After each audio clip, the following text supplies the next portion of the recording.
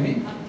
Esse é o desejo, a esperança que nós temos de que um dia nós vamos subir lá em cima, nós estaremos juntos, todos juntos, em um só corpo, uníssonos, como um só corpo, como um só povo. Amém, meus irmãos? Glória a Deus. Eu estou muito feliz que eu estou vendo aqui alguns rostinhos novos, né? Glória a Deus, algumas pessoas estão voltando. Eu fico muito feliz de ver o que Deus está fazendo no nosso meio. Aleluia. Amém?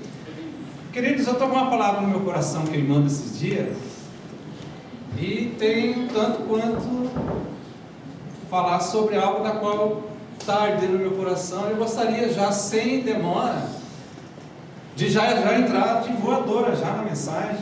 Então já, Eric, se possível, abre aí para mim o livro de Levíticos. Guarda bem essa palavra, Levíticos. Levíticos, capítulo de número 6. Aleluia. Levíticos, livro de Levítico, está lá no Pentateuco, lá um dos 5 primeiros livros da Bíblia, está o livro de Levítico, capítulo de número 6, o verso de número 8, e a gente vai ler até o 13. Levítico, capítulo de número 8, capítulo número 6, verso de número 8, está escrito assim, eu vou ler nessa versão, creio se vai estar igual, está escrito assim sobre a lei do holocausto. Disse mais o Senhor a Moisés, dá ordem a Arão e a seus filhos, dizendo, esta é a lei do holocausto. O holocausto ficará na lareira do altar toda a noite até pela manhã, e nela se manterá aceso o fogo do altar. O sacerdote vestirá a sua túnica de linho e os calções de linho sobre a sua pele nua, e levantará a cinza quando o fogo houver consumido do holocausto sobre o altar, e a porá junto a este. Depois a despirá suas vestes, e porá outras, e levará a cinza para fora do arraial a um lugar limpo. O fogo, pois, sempre arderá sobre o altar, não se apagará, mas o sacerdote acenderá a lenha nele a cada manhã, e sobre ele porá em ordem o holocausto, e sobre ele queimará a gordura das ofertas pacíficas. O fogo arderá continuamente sobre o altar e não se apagará. Aleluia. Esse é um texto um tanto quanto desconhecido para alguns, mas quem já leu, já passou lendo as Escrituras, se deparou com esse texto. É um texto bem conhecido, que fala um pouco das funções de um sacerdote. O sacerdote, no tempo da qual a lei foi instituída ali através de Moisés, Deus, usando a vida de Moisés, Deus deu a direção para Moisés, para ele instituir um sacerdócio que vinha da linhagem de Arão. Arão, ele era de uma tribo. Qual que era a tribo de Arão e Moisés? Arão ali, creio que não era nem Arão já, mas eles vieram da linhagem de Levi. Então Deus ali suscita da vida de Arão um novo sacerdócio, e aqui Deus dá direção específica para Moisés, dizendo: Moisés, é o seguinte, a partir de agora você vai fazer uma das funções que o sacerdote vai ter que realizar, vai ser essa lei do holocausto. Então, quando o sacerdote ele recebeu essa lei, o sacerdote naquele tempo em que o povo estava no deserto, eu fico imaginando a alegria do sacerdote fazer todo esse processo. Toda vez que alguém vinha oferecer um sacrifício, o sacerdote ele tinha que queimar o holocausto, ele tinha que remover as cinzas, ele tinha que organizar o altar, ele tinha que se colocar uma roupa apropriada para fazer a oferta. Depois de feita a oferta, ele tinha que tirar a roupa e ele tinha que manter o fogo continuamente sobre o altar. O fogo não podia apagar. O que eu quero falar nessa noite é que um chamado na vida de um de nós não deve gerar um peso. Se eu fosse dar um título para essa mensagem, eu estava com um título um tanto diferente, acho que não ia ser mais fácil de captar, mas eu pude resumir bem o título para essa mensagem, que seria esse aqui: o chamado não gera peso. Um chamado na vida de qualquer um de nós, se Deus colocou um chamado na sua vida, na minha vida, esse chamado especificamente que Deus colocou nas nossas vidas, nós temos que caminhar seguindo esse chamado, mas sem que isso gere um peso para nós. Vamos nos colocar na posição do sacerdote?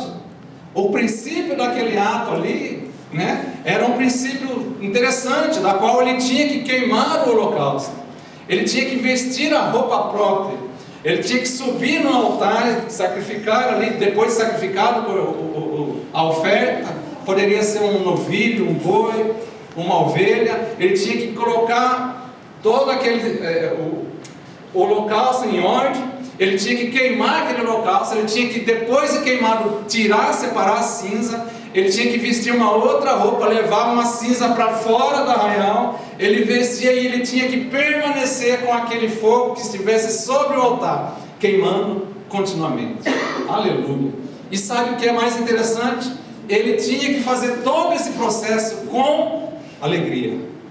Se o sacerdote viesse a fazer de uma forma entristecida, Deus não aceitava aquele sacrifício. Que interessante, né? Que interessante. Deus, Ele espera de mim e de você, quando nós estivermos fazendo coisas para Ele, que nós façamos de uma livre, espontânea alegria a partir de nós. Eu não posso servir a Deus debaixo de peso, porque Deus não vai aceitar a minha oferta. Não estou falando aqui de oferta da qual foi falado, eu estou falando questão de você servir a Deus com um coração voluntário, com um coração de sacerdote. E eu gosto muito desse texto, porque esse texto ele nos dá uma direção para aquilo que o Senhor me colocou no meu coração durante esses dias. Eu fiz aqui várias anotações, eu não sei se eu vou terminar todas, porque quando eu começo a meditar muito, eu vou anotando. Eu quero ler aqui então alguns pontos específicos sobre a atitude desse sacerdote. O que é que simbolizava cada uma dessas atitudes desse sacerdote? Então, continuando aqui, eu vou entrar nesses pontos. Então, essa era apenas uma das funções do Antigo Testamento, sobre o que o sacerdote, o que ele deveria praticar em um ritual, né? E isso tinha que ser diariamente. Diariamente ele tinha que fazer esse ritual, que era chamado da lei do holocausto.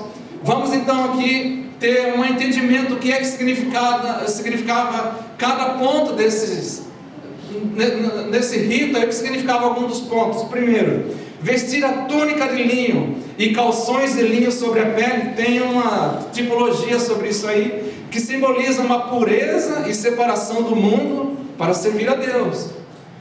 Quando ele usava aquelas roupas ali, ele estava ali, aquilo tem uma simbologia da qual ele tinha que ser uma pessoa pura e separada do mundo, para poder servir a Deus. A simbologia de trocar de roupa, para poder executar o trabalho sacerdotal. Ele tinha que ser uma pessoa pura. Ele não podia ter falhas na vida dele. E eu estou falando do tempo da lei. O sacerdote ele tinha que vigiar constantemente. Constantemente, a qualquer momento. Se ele falhasse no tempo da lei, não tinha segunda chance. Era do tempo da lei, era daquela forma. Errou, pagou, né? Errou, dependendo do erro, era castigado na hora, porque era o tempo da lei naquele tempo ali. Então, quando ele vestia aquela túnica de linho, os calções de linho sobre a pele, então ali estava simbolizando que ele tinha que ser uma pessoa que andava perfeitamente na presença de Deus. Aquilo também dizia que ele era uma pessoa separada do mundo, uma pessoa voltada unicamente para servir a Deus através daquilo que Deus tinha chamado ele para fazer. Essa é a primeira tipologia na vida de um sacerdote. Vai prestando atenção no que eu estou falando, que eu vou ligar agora meus pontos para você ver o negócio. Levar a cinza após o holocausto. Ele tinha que fazer tudo isso aí. Ele tinha que pegar a cinza daquilo que lhe era oferecido em sacrifício. E essa cinza também tinha um simbolismo. O simbolismo era que aquela cinza que era levantado após o holocausto, ele representava a purificação e remoção do que foi consumido, simbolizando uma renovação espiritual. Quando alguém vinha e trazia a oferta, que era um animal, e aquele animal ele era aceito pelo Senhor, e era queimado aquele animal todo ali, aquela cinza simbolizava que aquela pessoa que trouxe a oferta, aquilo ali simbolizava que ela estava apta para um renovo espiritual. Eu acho muito interessante, o Marco aqui há um tempo atrás, ele mostrou um vídeo, eu gostei muito, que narra especificamente essa parte do sacerdócio, quando está em animação 3D aquilo lá, né? Passa, o sacerdote, chega alguém com uma ovelha, um animal para ser sacrificado, o sacerdote ele vai fazer o cacuni no animal, ele vai fazer um check-up no animal, ele vê que o animal é perfeito para o sacrifício, então o sacerdote corta o pescoço dele e começa a pôr ele em cima do altar. E tudo aquilo ali, na vida do sacerdote, olha só, ele tinha que vestir a roupa, ele pegava aquelas cinzas, levava para fora. Quando fazia isso, aquela pessoa ali, na hora que o sacerdote impunha as mãos sobre a cabeça do animal, o pecado que estava na vida da pessoa que estava trazendo o animal, era levado para o animalzinho. A pessoa que estava trazendo o animal, o sacerdote punha ali a mão sobre ele, orava por ele, o pecado que estava na pessoa que estava ofertando ia para o animal, e quando era queimado aquela cinza, quando o animal era queimado, a cinza então ali trazia uma simbologia de renovação espiritual. Outro ponto, despir as vestes e colocar outras, indica uma mudança de papel ou estado, refletindo a transformação espiritual através do rito, através daquele ritual ali. Então, quando ele trocava as roupas dele, ali estava falando de uma mudança, ou uma mudança de estado, refletindo uma transformação. Então, a pessoa tinha que ser transformada para poder executar o trabalho sacerdotal. Outro ponto, levar as cinzas para fora do arraial, a um lugar limpo, simboliza a remoção dos resíduos impuros para um local separado, mantendo a pureza do lugar sagrado. Olha só quantas coisas tem naquele texto que eu li. Outro ponto, manter o fogo sempre aceso sobre o altar, representa a presença constante de Deus e a chama da espiritualidade que nunca deve se extinguir. Quando ele mantinha o fogo aceso, aquele fogo aceso constantemente sobre o altar, era uma ordenança de Deus para a vida do sacerdote, da qual ele tinha que permanecer aquele fogo sempre ardendo naquele altar, porque isso tem um contexto espiritual dizendo que aquilo representa a presença de Deus constante e a chama da espiritualidade que nunca deve extinguir. Sexto ponto, acender a lenha do altar a cada manhã. Tem um simbolismo que fala de renovação diária, no compromisso espiritual e a oferta ao divino, e a oferta a Deus. Constantemente, o sacerdote, ele tinha que vir e fazer esse trabalho diariamente. Diariamente ele tinha que vir, preparar o altar, colocar a lenha, fogo na lenha ali. E isso tem um simbolismo ali de que era uma renovação diária do compromisso do sacerdote com Deus. Outro ponto, pôr em ordem o holocausto e queimar a gordura das ofertas pacíficas. O sacerdote tinha que queimar, tinha que cortar o animal, pôr certinho no lugar em cima do altar. E isso reflete a importância da adoração constante e do oferecimento sincero ao Criador. Estão vendo quanto ponto que tem? Eu já estou indo para o 8º. Tudo isso naquele texto ali. Será que era fácil a vida de sacerdote? E um detalhe, ele tinha que fazer com o coração alegre. Um sacerdote não poderia fazer com testas franzidas, não poderia fazer de bico com alguém. Ele tinha que fazer todo o processo em alegria, com a alegria de estar ali servindo a Deus, porque ele foi escolhido. Ele foi escolhido ele veio de uma tribo. De qual tribo que é que eles vieram? Os sacerdotes vieram todos de uma tribo, a tribo de Levi. O texto, o nome do livro que nós estamos lendo se chama Levíticos, que vem da tribo de Levi. Então o sacerdote ele tinha que se sentir homenageado, honrado, de estar ali fazendo esse trabalho diariamente. Último ponto, manter o fogo ardendo continuamente sobre o altar sinaliza a duradoura presença divina e a necessidade de manter a chama da fé acesa sem interrupções. Então esse ritual ele era diário e deveria ser realizado toda vez depois de um sacrifício. Veja bem que a lei do Velho Testamento é perfeita. Veja bem que quando Deus deu essa diretriz para Moisés, e Moisés passou para os sacerdotes, a lei ela é perfeita, é ou não é, queridos? A lei do Antigo Testamento. A lei do Antigo Testamento ela é pura, santa e perfeita, mas tem algo errado aí. O que é que está errado na lei do Antigo Testamento? Aleluia! A lei é dada por Deus a Moisés, Moisés recebe a lei de Deus, mas o sacerdote ele tinha que cumprir vários ritos, eu estou falando só um, que ele tinha que exercitar constantemente, diariamente. Mas havia alguma coisa de errado, não com a lei, mas aquele a quem recebeu a lei.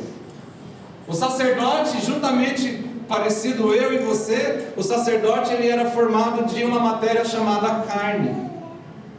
Quem mais aqui é formado com essa matéria? O sacerdote era de carne e osso. Sendo de carne e osso, ele era suscetível a falhas. A lei é dada por Deus perfeita. A lei de Deus no Antigo Testamento é perfeita, santa, pura. Mas o ser humano é falho. Por que o ser humano é falho? A culpa de quem? Era do sacerdote? Não era do sacerdote. Como é que o pecado entrou na terra? Através de um representante. Um representante chamado Adão, o primeiro.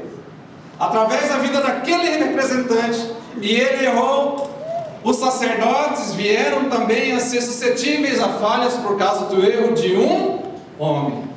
Aleluia! Eu acho interessante isso, porque Deus ele tentou ali, ele deu algo grandioso na vida dos homens, na vida dos homens, para os homens se aproximarem de Deus. E eu creio que nos primeiros anos do povo ali no deserto, eu creio que eles começaram a receber aquelas orientações de Deus. Eu imagino o sacerdote fazendo tudo isso aqui constantemente com alegria. Eu imagino o sacerdote fazendo todo esse rito com o coração alegre, o coração voltado para Deus, até o ponto que isso começou a pesar na vida dos sacerdotes. Por quê? Porque é impossível. Na verdade, a lei do Antigo Testamento não são somente 10, são 613. O apóstolo Paulo diz que todos pecaram e todos estão destituídos da graça de Deus. Todos pecaram. Não tem como alguém executar 613 leis. Ele poderia executar ali até uma quantidade grande, mas jamais iria conseguir os 613, é impossível. Porque são vários tipos de regras. Não é somente essas regras aqui, dos 10 mandamentos. Com o passar dos anos, os sacerdotes, eles começaram a ver que estava difícil de fazer esse tipo de trabalho. Com o passar dos anos, eles estavam vendo que era difícil de executar aquilo ali, e aquilo que eles começaram a fazer com alegria, com o coração voltado para Deus, no decorrer do tempo começou a ser algo penoso. Aleluia.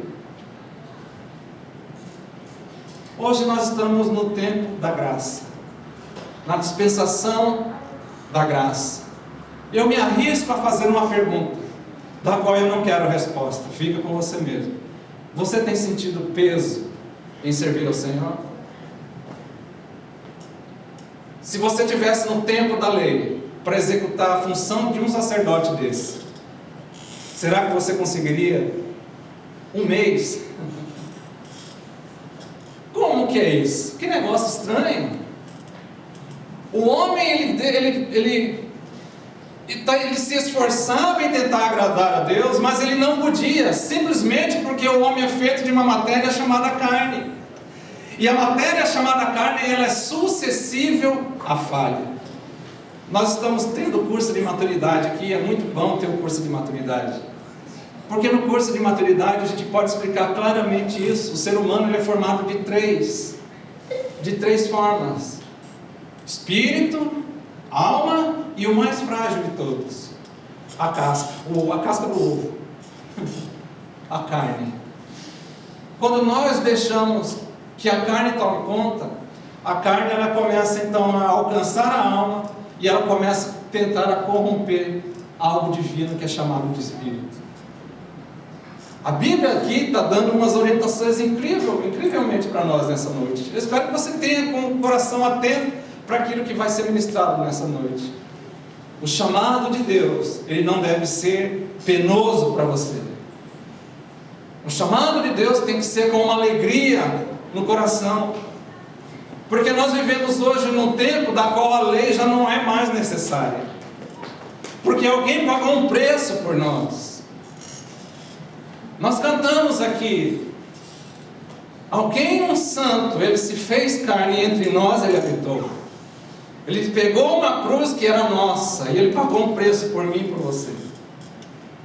O sacerdote não teve isso. O sacerdote, ele tinha somente a lei e ele tinha que lutar contra ele mesmo para poder agradar a Deus através das atitudes dele. Aleluia. Vamos continuar aqui. Toda a lei do Antigo Testamento é perfeita, pois foi dada por Deus, mas o objetivo dela era um só, o objetivo da lei. Aleluia. Qual que era o principal objetivo da lei no Antigo Testamento? Havia somente um único objetivo da lei no Antigo Testamento. O Antigo Testamento, a lei servia somente para apontar o pecado na vida da pessoa. Aleluia. A função da lei era: a pessoa tinha que ter consciência do erro que ela estava fazendo, porque se não houvesse a lei, ela iria estar fazendo as coisas que eram pecado para Deus e ela não iria entender. Então a lei servia somente para apontar a falha do ser humano.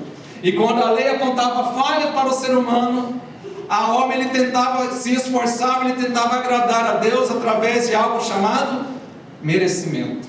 Aleluia. Como é que eu posso agradar a Deus usando merecimento? Quer dizer então que o sacerdote naquele tempo não tinha uma cruz, não tinha ali um salvador específico que pagou um preço na vida deles. Hoje nós temos.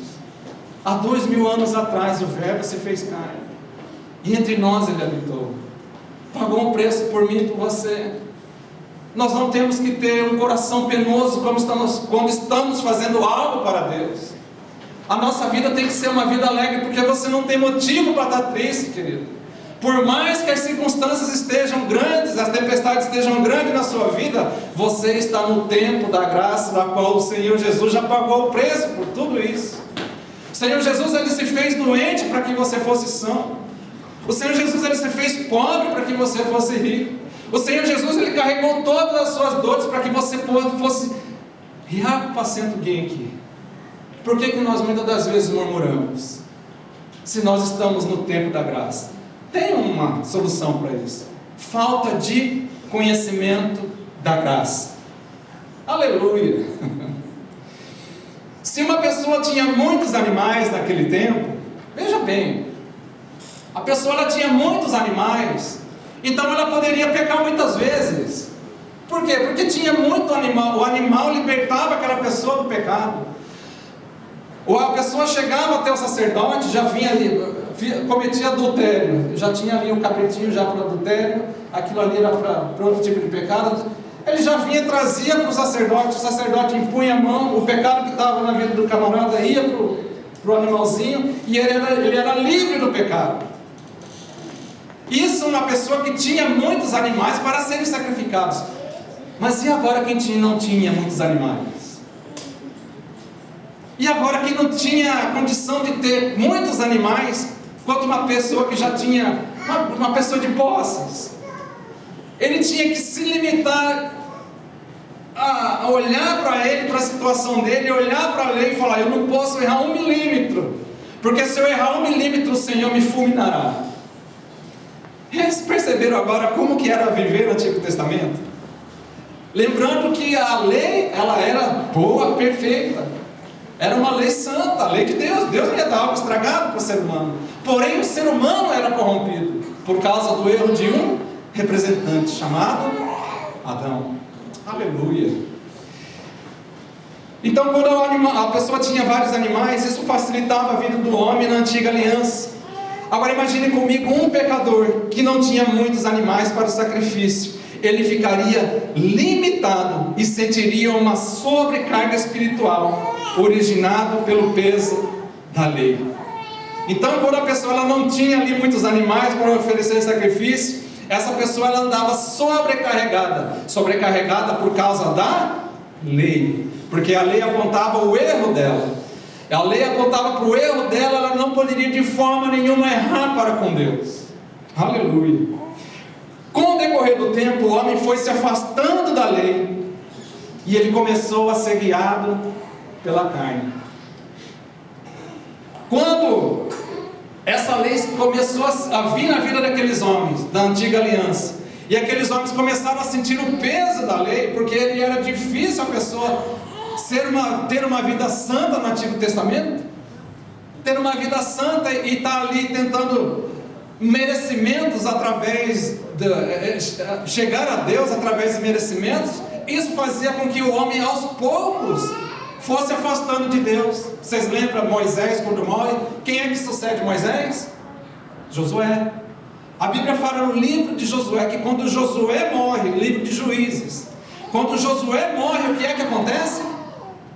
Aquele povo ali que atravessou já era uma outra geração que cresceu no deserto.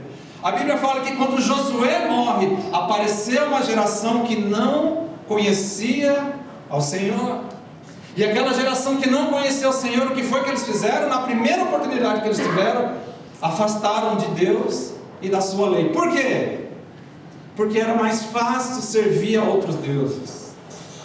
Não havia uma imposição sobre a vida de outros deuses. O povo se voltava sempre para a idolatria. Quando o povo se voltava para a adoração de outros deuses, Deus permitia que acontecesse uma situação da qual eles dependessem de Deus. Aquele povo então se voltava para Deus, eles clamavam a Deus por um libertador. Deus tinha piedade e levantava um juiz. E quando aquele juiz estava vivo, o povo seguia a Deus, mas por causa do juiz, não por causa da lei. Quando aquele juiz morria, o que acontecia? O povo afastava de novo de Deus. Por quê? Porque era mais fácil adorar a outros deuses.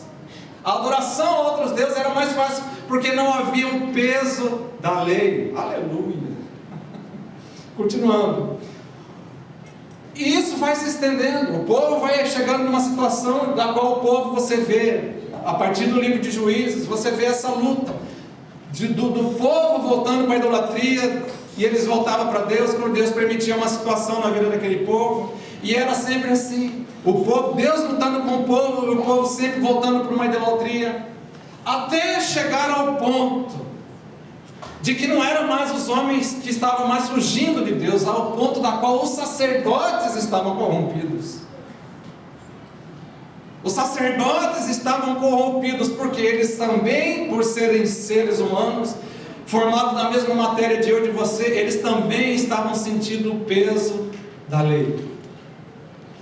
Os sacerdotes na antiga aliança viviam debaixo de regras e mais regras. E isso creio que pode ter sido recebido com alegria no começo, quando o povo estava no deserto. Mas quando eles começaram a entender que eram impossíveis de serem perfeitos, pois na sua natureza tinham o DNA corrompido de Adão, eles começaram a sentir o peso da lei sobre a vida deles. O peso da lei, com o passar dos tempos, gerou neles uma morte espiritual. Presta bem atenção nisso aqui. Se você no tempo da graça está sentindo o peso na sua vida,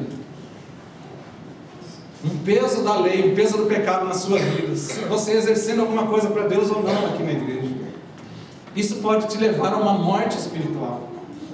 Se você acha que no culto de sábado vir adorar a Deus somente por 2 horas é algo penoso para você, você pode estar indo em direção de uma morte espiritual. O que é uma morte espiritual? É uma morte sem Deus. E se tem uma coisa séria é você morrer, ter uma morte espiritual. É muito pior do que uma morte física. Porque uma morte espiritual sem Deus é você passar a eternidade sem Deus. A lei gerou na vida daqueles homens ali um peso da qual eles estavam tendo mortes espirituais na vida dos sacerdotes. Quer ver uma coisa? Malaquias, capítulo de número 1, verso de número 6 ao 8. Eric, vamos ver lá. Malaquias 1, verso de número 6. Olha o que Deus estava falando para a nação de Israel. O filho honra o pai e o servo o seu senhor. Se eu sou pai, onde está a minha honra? Se eu sou o Senhor, onde está respeito para comigo? Olha o que Deus estava reclamando com o povo de Israel. Se os seus pais vocês honram, e eu sendo Deus vocês não me honram, onde está a honra para comigo? Diz o Senhor dos exércitos: ó sacerdotes, o quê? O que os sacerdotes estavam fazendo?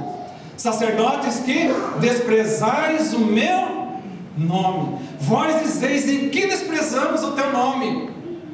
A situação dos sacerdotes, eles estavam tão longe de Deus, que eles já não tinham mais discernimento para ver quando eles erravam com Deus. Porque eles falaram: Deus, aonde que a gente está errando com o Senhor? Eles já perderam totalmente a conexão com o divino. Próximo versículo.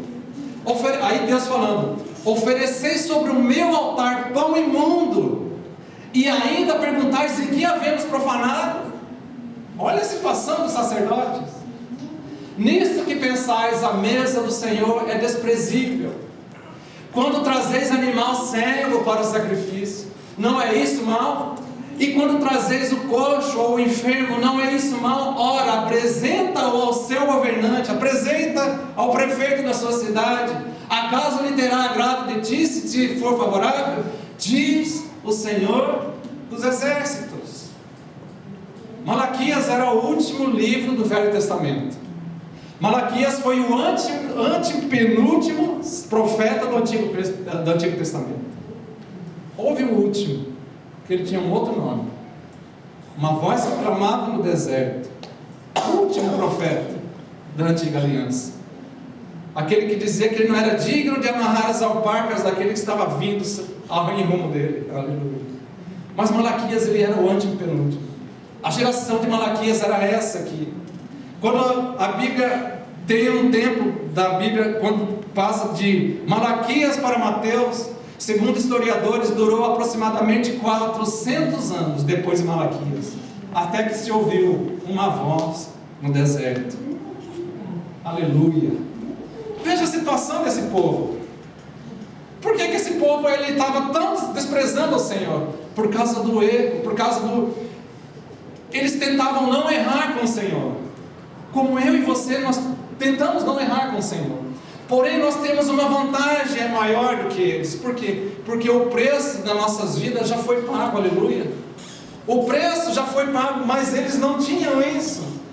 Então a lei gerou neles uma morte espiritual, ao ponto que eles tinham até desprezado ao Senhor. Querido, eles traziam, no livro de Levítico, quando alguém ia oferecer um sacrifício, o sacerdote fazia o cacuni no animal. Ele não poderia ser cego, não poderia ser coxo, não poderia ter defeito nenhum. Quando passava no cacuni do sacerdote, o sacerdote falava: esse animal está ok para o sacrifício. Veja a situação que está descrita em Malaquias. A situação de Malaquias, eles estavam trazendo o animal de qualquer jeito. E o Senhor fala: vocês estão trazendo coisas, e vocês acham que isso está certo? Oferece isso para o seu governador, oferece isso para o seu prefeito, oferece isso para um chefe seu. Vê se ele não vai reclamar. Agora vocês estão oferecendo para mim algo que é desprezível aos meus olhos. E eles pensavam entre eles mesmos: a mesa do Senhor é desprezível. Estavam ou não estavam mortos? Mas por que estavam mortos? Por causa da lei. A lei matou aqueles homens. Vejam bem, a lei matou por causa da falha do ser humano, não pelo poder da lei mesmo, porque a lei é perfeita, mas o ser humano é falho. Continuando, vamos lá, aleluia. Malaquias capítulo 2, Eric, verso 1 e o 2 somente. O castigo dos sacerdotes. Agora, ó sacerdote, vós outros é esse mandamento: se eu não ouvirdes, pulou aqui. Agora, ó sacerdote, para vós outros é esse mandamento: se o não ouvirdes e não puserdes o vosso coração dar honra ao meu nome, diz o Senhor dos exércitos, enviarei sobre vós o que, queridos? O que é que estava previsto para os sacerdotes se eles não honrassem o Senhor? Vamos ler todo mundo junto? Maldição. Enviarei sobre vós a maldição e amaldiçoarei as vossas. Aleluia. Já as tenho amaldiçoado, porque vós não propondes isso no seu coração. O coração deles estava corrompido. A bênção que eles pensavam que estava abençoando alguém, na verdade era a maldição que aqueles sacerdotes estavam levantando. Por quê? Porque se tornou peso na vida deles servir ao Senhor. A bênção se converteu em maldição, porque era pesado eles estarem servindo ao Senhor. E quando nós servimos a Deus na força do nosso braço, porque era isso que eles estavam fazendo, eles já estavam servindo a Deus não mais por uma orientação de Deus, mas eles estavam servindo a Deus na força do braço dele. E isso atraiu o que para eles? Maldição. A maldição pode vir sobre as nossas vidas quando nós tentamos agradar a Deus na força do nosso braço. Aleluia! Se eu tento chegar a Deus na força do meu braço, e eu esqueço daquele versículo da qual diz assim, Jesus falando, eu sou o caminho, a verdade e a vida. E se eu tento chegar a Deus através da força do meu braço, eu vou estar trazendo para a minha vida a maldição. Aleluia! Viu só que situação interessante? Tudo isso devido ao homem ele não conseguir seguir a lei, porque a lei para ele era algo penoso, era algo que padecia de cargo, de peso. O homem ele chegou a chegar ao ponto de ter uma morte espiritual. Malaquias foi o antepenúltimo profeta da antiga aliança. Depois dele houve um tempo de 400 anos antes de João Batista aparecer. Veja a situação dos sacerdotes no período de Malaquias. O desprezo era total para com Deus, a ponto de trazer pão imundo para a mesa do Senhor, animais defeituosos. Eles já não importavam mais com Deus, estavam cegos para Deus, e isso gera morte espiritual. Quando a gente está cego para Deus, gera uma morte espiritual nas nossas vidas. Querido, não seja cego para Deus, porque se você for cego para Deus, você vai estar desejando coisas ruins para a sua vida, porque se a coisa piorar, você acha que vai ser na força do seu braço que vai resolver? Quando chega naquele momento que diz assim, agora é só Jesus na causa, você acha que vai ser na força do seu braço? Se é só Jesus na causa, graças a Deus, porque Ele pode tudo. Aquilo que parece impossível aos olhos do homem, para Deus nada é impossível. Para Deus é possível. Então quando você diz, agora é só Jesus na causa, com certeza é, porque Ele vai resolver. Porque se você tentar resolver na força do seu braço, você vai estar trazendo maldição para a sua vida. Aleluia! Vai melhorar, queridos. Não fica assim não, vai melhorar. Amém? Se você tem sentido peso na sua vida por estar servindo a Deus, cuidado, pois isso pode gerar morte espiritual na sua vida. Isso pode estar acontecendo por não conhecer o favor de Deus disponível para você. A partir de agora melhora. Aleluia! A partir de agora melhora. Vem o bálsamo agora. Aleluia! Veja bem, não confunda o peso de tentar agradar a Deus por obras com provações. Não confunda agradar a Deus na força do meu braço com provações. Sabe por quê? Porque Deus ele prova o escolhido. Aleluia! Deus quando Ele chama alguém, antes dessa pessoa começar a realizar aquilo que Deus chamou essa pessoa para fazer, Deus ele prova essa pessoa. Mas isso vai ser uma mensagem para um outro dia. Aleluia! Eu quero continuar sobre a lei, o peso da lei, sobre o chamado. Quando gera o peso, o chamado não deve gerar peso na nossa vida. Veja bem, não confunda. Deus ele prova todo escolhido, mas isso a gente vai deixar para outro dia. Não é do agrado de Deus, presta atenção. Não é do agrado de Deus que você sirva a Deus com peso sobre você. Sabe por quê? Porque o preço já foi pago, aleluia. O preço já foi pago, o preço na cruz do Calvário já foi pago por mim e por você. Você não precisa sentir peso quando você está servindo a Deus. Talvez você esteja sentindo peso quando está servindo a Deus por falta de conhecimento da graça de Jesus.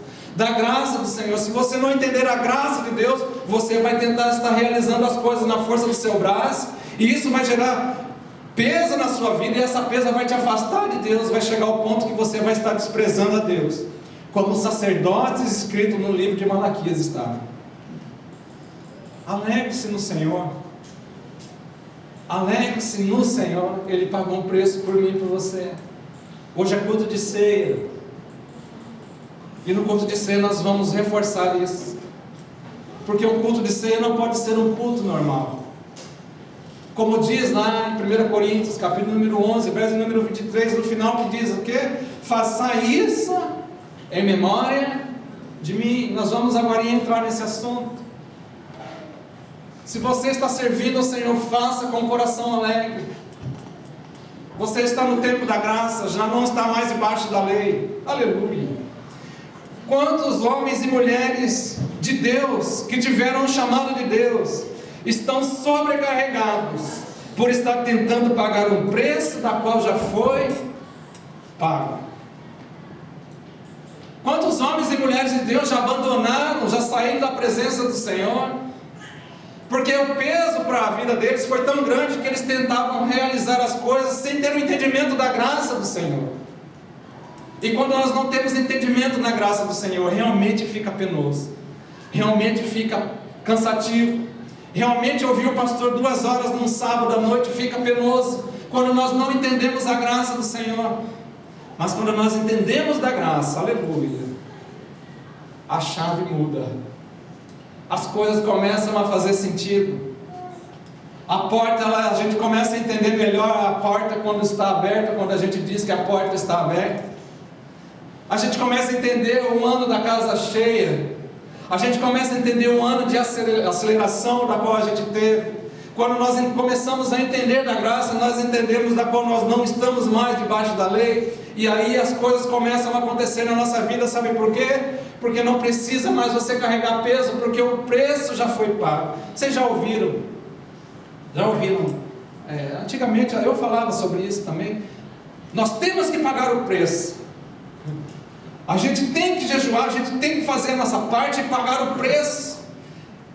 Veja bem, de forma nenhuma eu não estou desmerecendo isso. Nós temos que pagar o preço no jejum. Nós temos que pagar o preço na oração. Nós temos que pagar o preço na leitura da palavra. Realmente nós temos que fazer essas coisas. Isso é fundamento bíblico. Eu não vou jamais falar para você deixar de ler. Isso é um fundamento, é algo bíblico da qual a gente realmente tem que fazer.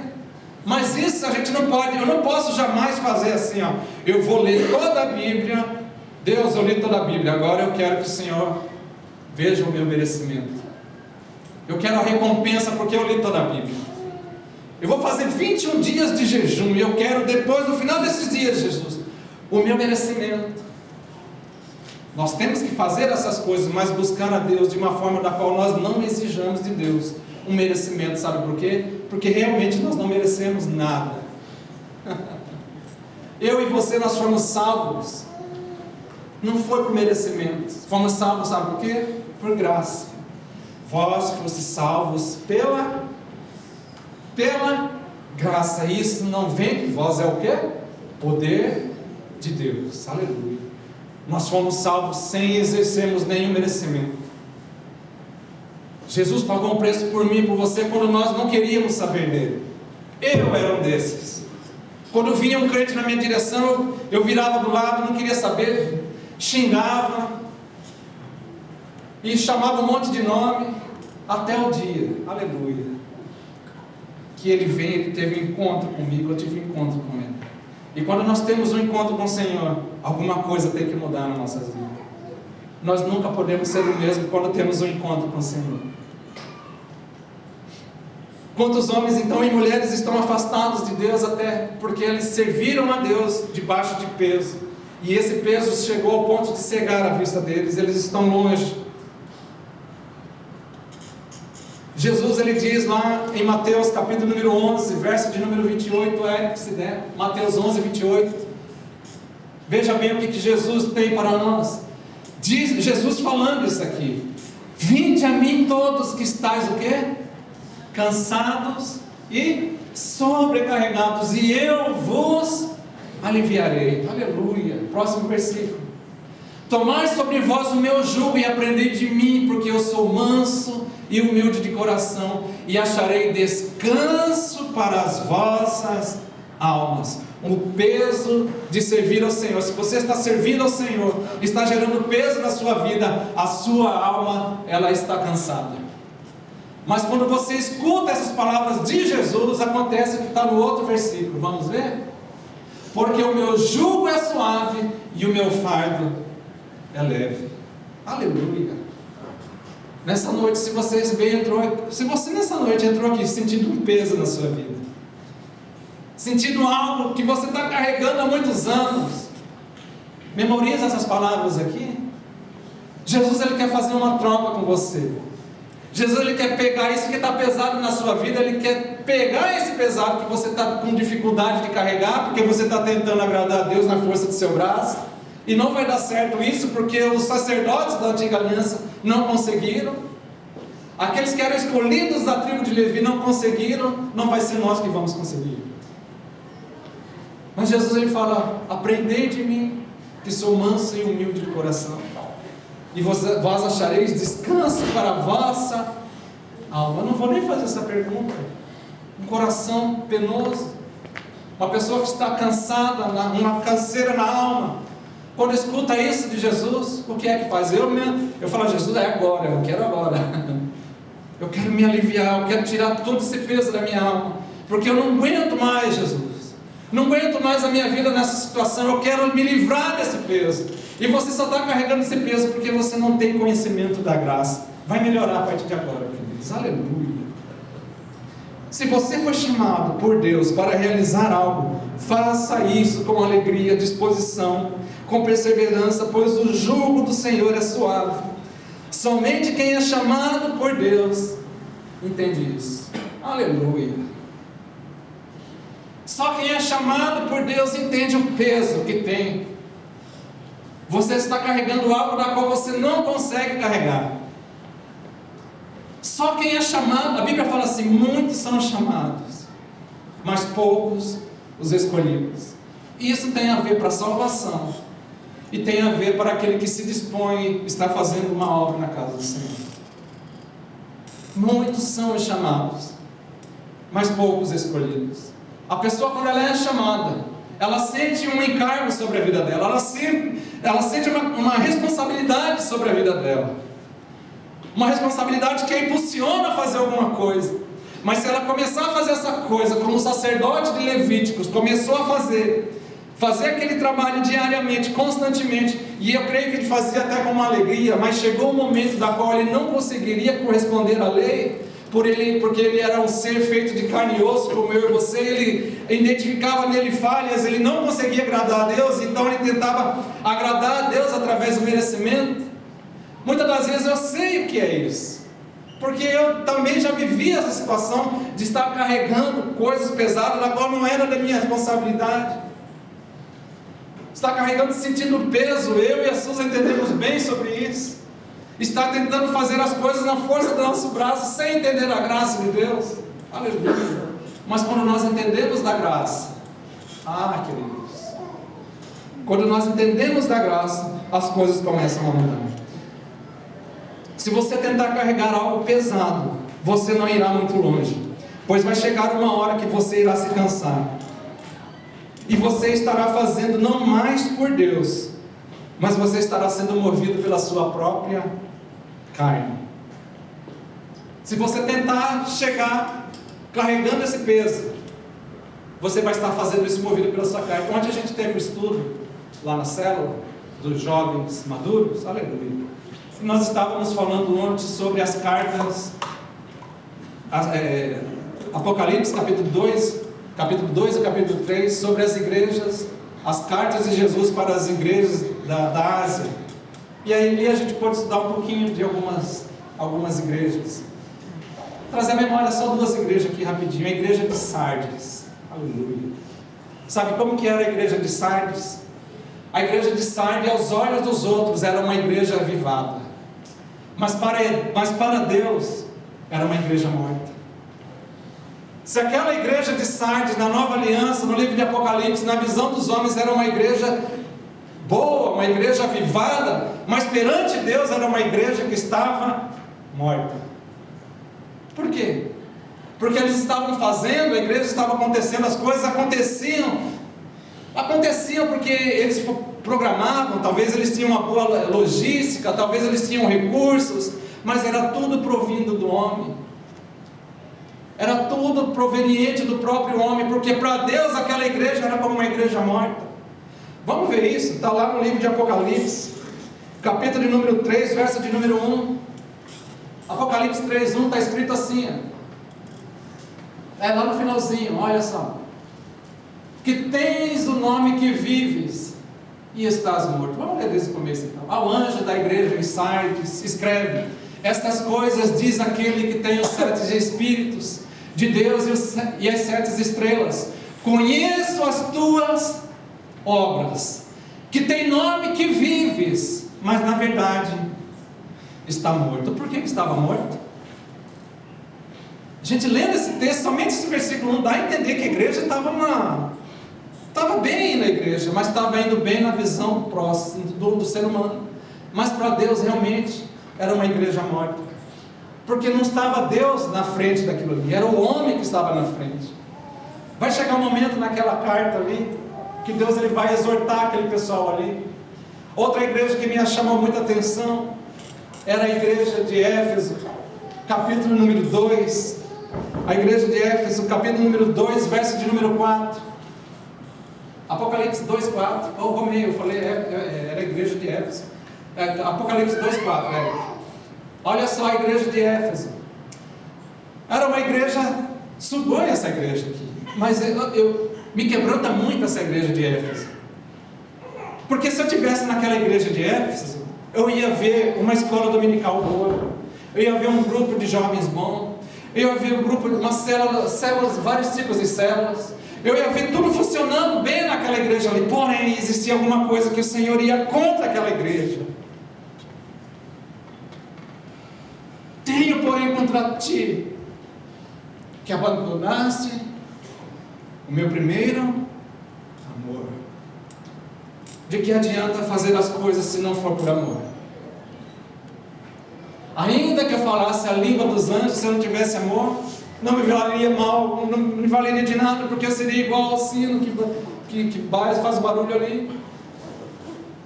De que adianta ter uma igreja grande se não for o amor aquilo que nos impulsiona? De que adianta a gente fazer as coisas se eu não voltar num culto de ceia, como a gente vai ser daqui a pouco? Quando Jesus ensina o apóstolo Paulo falando assim, fazer isso em memória de mim, de que adianta eu fazer todas as outras coisas se eu não tiver a chama do primeiro amor ardendo no meu coração ainda? Aleluia, queridos. Mas Jesus ele sempre dá uma chance para a igreja de Éfeso mesmo, no próximo versículo. Ele fala assim: lembra-te, pois, de onde caíste. Lembra-te, pois, de onde caíste. Arrependa-te e volta a praticar as primeiras obras. Jesus estava dando mais uma chance para aquela igreja, que na minha visão era uma igreja boa. Porém, ela estava falha em um ponto. Ela tinha esquecido do primeiro amor. Quem aqui já sentiu o primeiro amor? Quem aqui já foi, o coração queimou pelo primeiro amor? Quem aqui sabe o que é ser impactado por esse primeiro amor? Quem sabe como que é quando a gente está no primeiro amor, é como se a gente tivesse aquela visão de Moisés sobre uma sarça. Porque a sarça ela pegava fogo, porém ela não se consumia. Isso é o primeiro amor.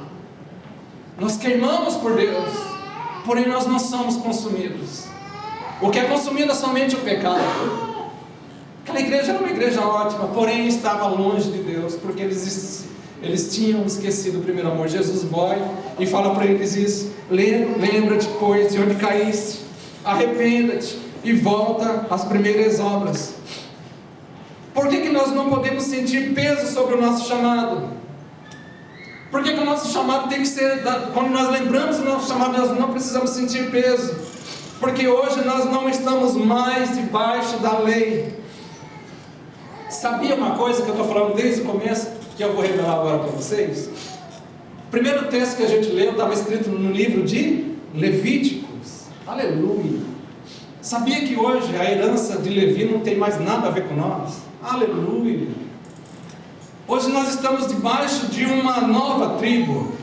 Se eu disser para você que o que vale para nós hoje é a tribo de Judá, você acredita? Aleluia! Jesus, ele é da linhagem de Judá. Jesus, ele é conhecido como o leão de Judá. Se Jesus é da